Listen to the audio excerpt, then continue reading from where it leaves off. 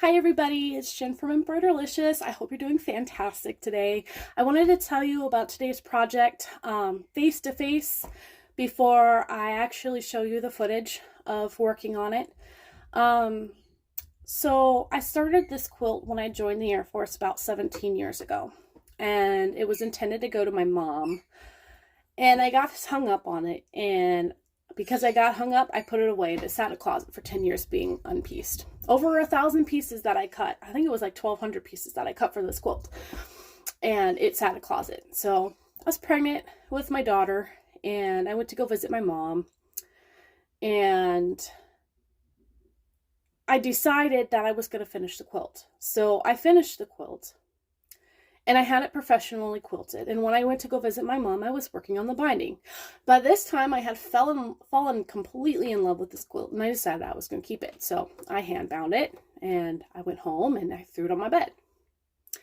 Well, I had a dog that was a blanket eater.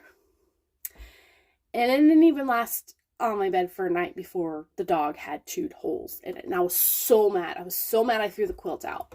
And I had to walk out of the house and take a breather. I was that upset because I put a lot of time and money into that thing. And my husband ended up rescuing it that night, and he washed it.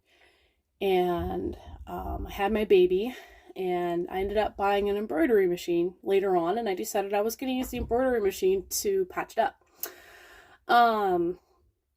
I started, downloaded some files I liked, and just didn't finish, and it's just been sitting for, I don't know, 5-8 years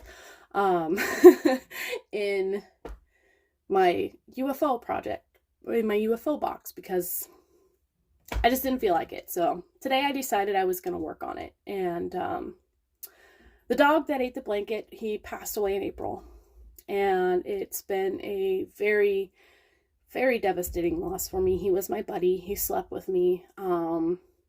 He was always there when I was sick. All he ever wanted to do was snuggle me, and I was pretty devastating. So I got to working on this quilt, and I remember how angry I was that he had chewed this blanket up. And I found a piece of the backing fabric, and I cut it to pieces, and I had just enough to cover all of the holes, just barely enough to cover all the holes. So I get started, and I'm on my first block, and I mess it up. Like, okay, well, I grabbed another piece of my fabric because I'll figure it out. Maybe I have some more in my scrap bin. And I worked on my project. It took me all day, and at one point I went and ate lunch, and I came back upstairs, and magically there was more fabric in my pile. I counted my fabric twice, so I was pretty sure I only had enough for 6 blocks, but all of a sudden I had enough for 2 more.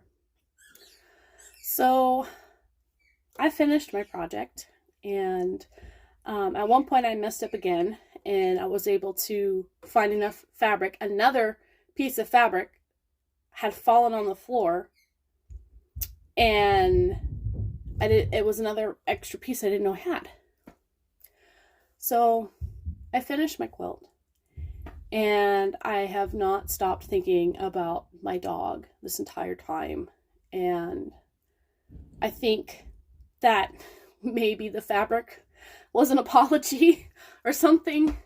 I don't know, but I have a huge emotional attachment to this thing now, and so there's not a lot of footage in this one. This was a very hands-on project. The quilt is huge, and the machine I sewed it on is my machine that I have in my cubby. So not a whole heck of a lot of footage. There's more of me talking than you're going to get of footage, but I hope that you enjoy it. And Colby, my buddy over the Rainbow Bridge, this is for you.